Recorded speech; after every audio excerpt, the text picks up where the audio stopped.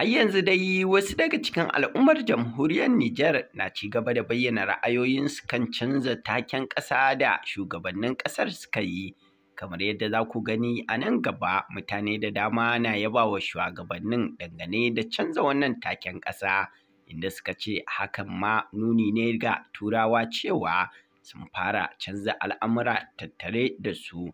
Kamar yadda za ku gani ra'ayin wani wanda ya wallafa a shafukan sada zumunta cewa wannan ma taken da aka canza yana da daɗi, sai dai shi kawai sabo ne. Sai kuma ra'ayin Idris Hamidu inda yake cewa ana zaman lafiya kawai za a zo a wani canza mana taken ƙasa.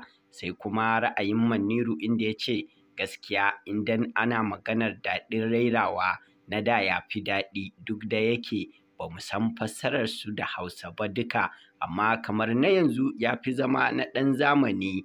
Ku bibiya da ma'anarsa za ku gane abin da ake nufi. Sai kuma ra'ayin Azo inda ya ce yanzu ku bari har a bugo kiɗan nashi mu ji, amma gaskiya dai to mu ma muna jira kiɗan dai nan ne, wanda bai san fassarar ba zai tantance wanda yake so da kuma ma'ana.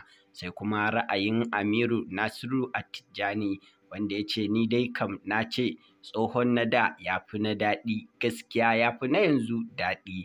Sai kuma ra'ayin Ali Hussein inda ya ce gaskiya ni a ganina tsohon na da ya fi wanda aka yi sabon yanzu daɗi. Sai kuma a ra'ayin Sani Musa ya ce namu ya fi nasu, yau da gobe za mu saba da shi a ɗau hanyar kakkaɓe Turawa. Sai kuma ra'ayin Sha'ibu Ilyasu wanda ya ce wallahi tsohon na da ya fi daɗi, sai dai babu yadda muka iya da su. Sai kuma Abbani Abba wanda yake cewa wallahi tsohon na da ya fi wannan sabon daɗi. Sai kuma ra'ayin Ahmadu Isu wanda yake cewa wallahi tsohon na da ya fi wannan sabon da aka canza daɗi. Sai kuma wani ɗan Najeriya mai suna Gwani Hassan wanda ya ce wallahi wannan ya fi na ƙasarmu Najeriya daɗi. Sai kuma ra'ayin Sadisu Yahaya wanda ya wallafa a shafinsa na sada zumunta inda yake cewa ‘yan uwa masu cewa na da ya fi,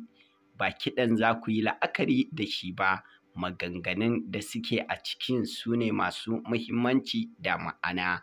Don haka mu yi haƙuri a gama buga kiɗan, sannan kuma a zo a faɗi ma'anar da take ciki, a nan za mu tantance.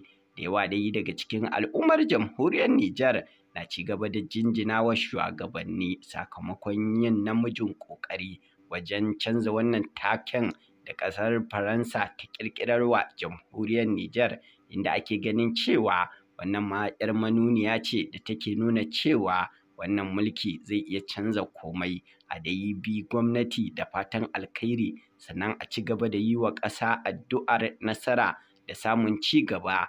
A hankali komai zai canza, tunda kiɗan ƙasa ya fara canzawa, to insha Allahu ci gabanta ma zai canza nan ba da daɗewa ba. A nan muke so da ku bayyana mana ra'ayoyinku.